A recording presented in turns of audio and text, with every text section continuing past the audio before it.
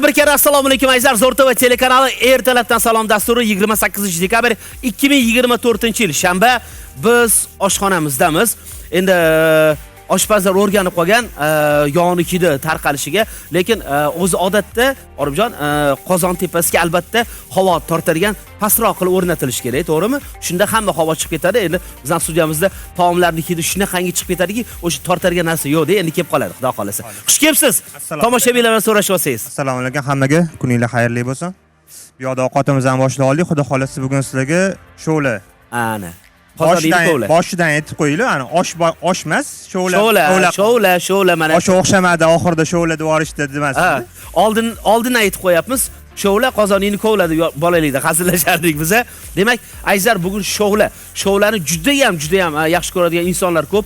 Ayniqsa sho'lani Xorazmda zo'r tayyorlashadi, qoyil qolaman. Lekin uyda bizni onajonlarimiz, buvijonlarimiz ham sho'lani maromga yetkazishadi. Siz o'zi birinchi marta sho'la qachon qilgan edingiz, esla olasizmi? Sho'la o'z ko'p osh qilaman, lekin mana shu yaqin 5-6 oy oldin sho'laga ko'p talab tushyapti o'zi.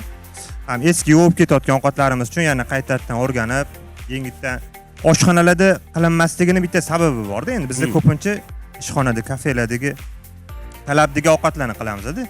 Buni savdoda qilib bo'lmaydi, chunki sotuvda turgan sari bu ovqat sotish qiyinroqda. Quyuqlashib qolaveradi. Buni pishirish kerak, sirazi o'tirib yeyish kerak. Joyida yeyish kerak. Lekin mana suzilishi bilan yeb bo'lmaydigan, tez yeb bo'lmaydigan taomlar orasida ya'ni shirguruch bor, moshkichiri bor, sho'la bor, chunki so'vligini bilolmaysiz, suzilishi bilan yeb bo'lmaydi.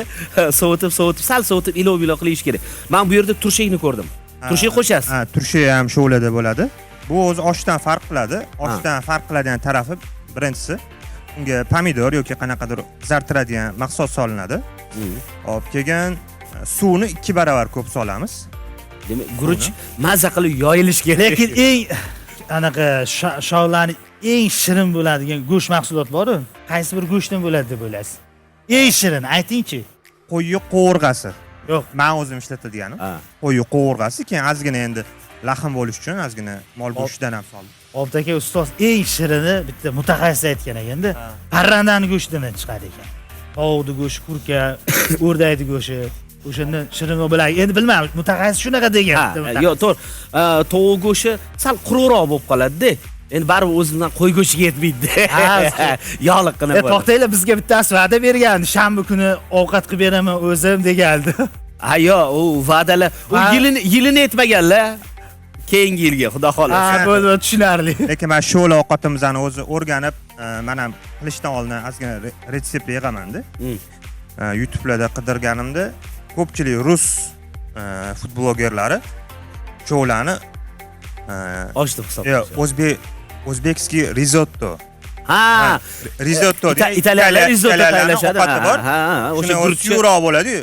Ay dedim, qarang buni o'sha qanaqa nomlab, qanaqa qilishyapti. Lekin men siz aytganingizni kuzatganimda, o'zim ham taomlarga qiziqaman. O'sha ijtimoiy tarmoqda kuzatganimda, siz aytganingizdek, o'zbekcha bu risotto deb turib, ular aynan rayhon qo'shishadi bunga.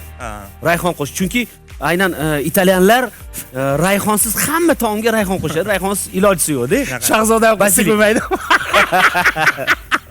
Lolachi. Bu lola ham bo'ladi lekin. Lekin ko'rinishdan, mana rang-boshdan juda ham bir zavq bilan qaynayapti. Haligi oshpazdan til bilan aytganda yomg'ir yog'sin deb qo'yishadi. Yomg'ir yog'ganga o'xsha qaynayapti. Umid qilamizki, eng tez tayyorlanadigan taomlardan biri sho'la bo'ladi. Albatta.